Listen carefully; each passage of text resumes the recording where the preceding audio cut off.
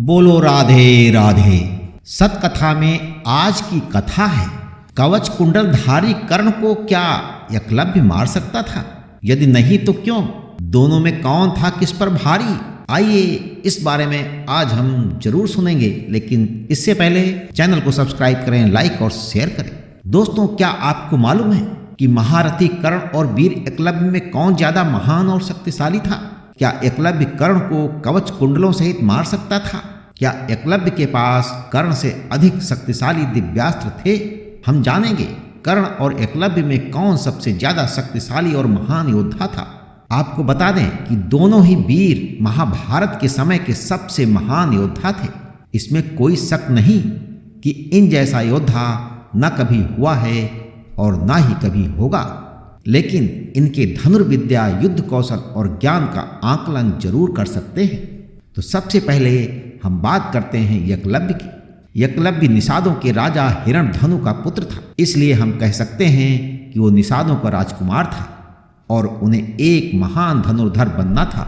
अब जब उसने गुरु द्रोणाचार्य को देखा तो उनसे इतना प्रभावित हुआ कि उसने मन ही मन द्रोणाचार्य को अपना गुरु बना लिया और उसने गुरु द्रोण से जाकर कहा कि हे गुरुदेव, मैं आपसे धनुर्विद्या का ज्ञान पाना चाहता हूँ।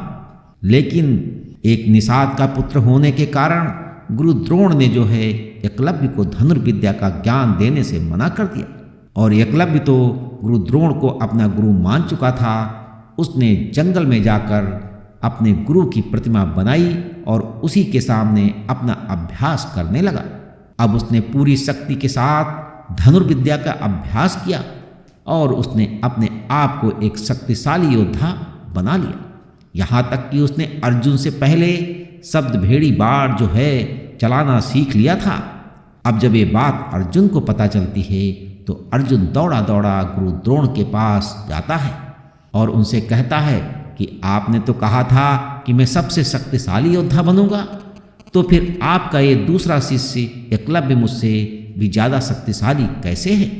इसके बाद जब गुरु द्रोण एकलव्य की युद्ध कला को देखते हैं तो वो भी हैरान रह जाते हैं और जिसके बाद गुरु द्रोण एकलव्य से कहते हैं कि तुमने मुझे गुरु बनाया है, इसलिए तुम मुझे गुरु दक्षिणा दो।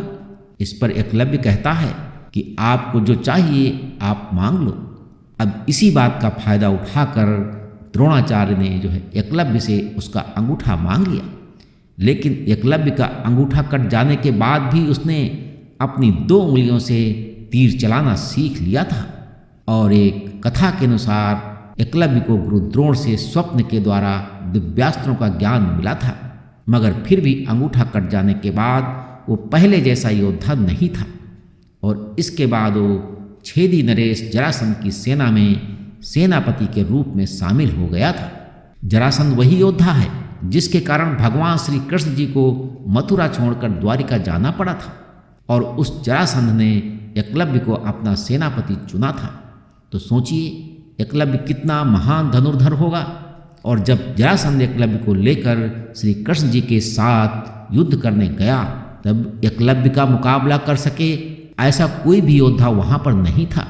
एकलव्य अपनी धनुर्विद्या दिखा रहे थे और सभी सैनिकों को बुरी तरह मार रहे थे और अंत में श्री कृष्ण वहाँ पर आ जाते हैं और एक भीषण संग्राम के बाद भगवान श्री कृष्ण को अपने सुदर्शन चक्र की सहायता से जो है एकलव्य का वध करना पड़ा था।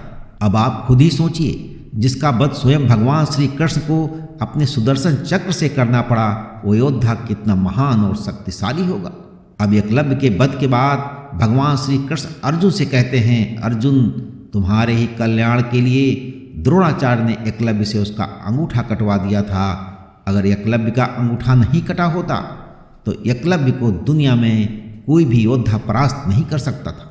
एकलव्य अपने धनुष को लेकर जंगलों में घूमता, वो दूसरा परशुराम कहलाता।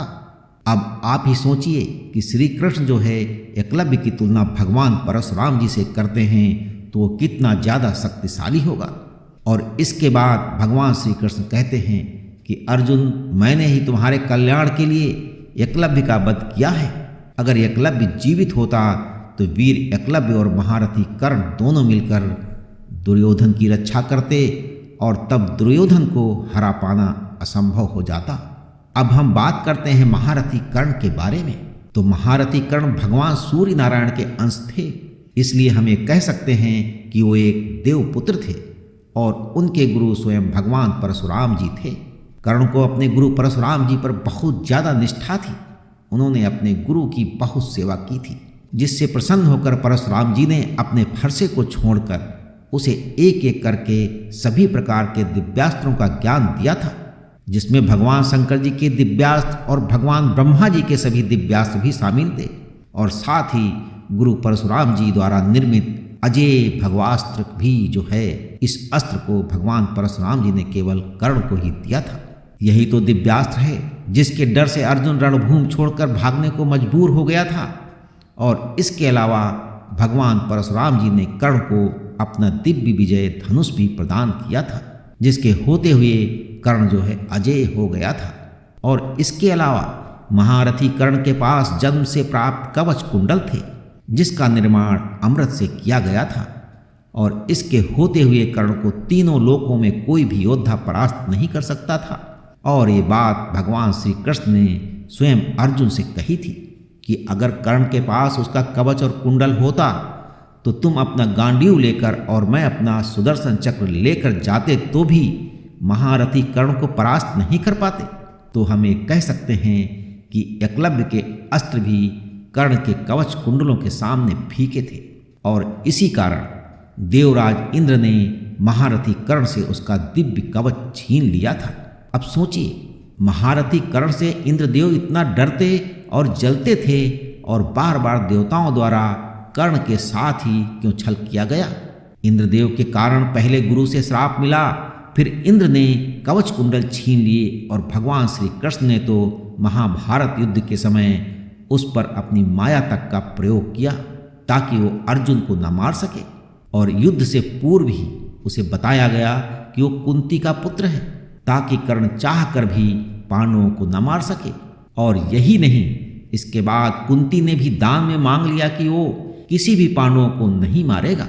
और इन सब के बाद भी कर्ण को युद्ध में उस समय मारा गया जब वो निहत्था था, और उस अवस्था में अर्जुन ने कर्ण को मारा।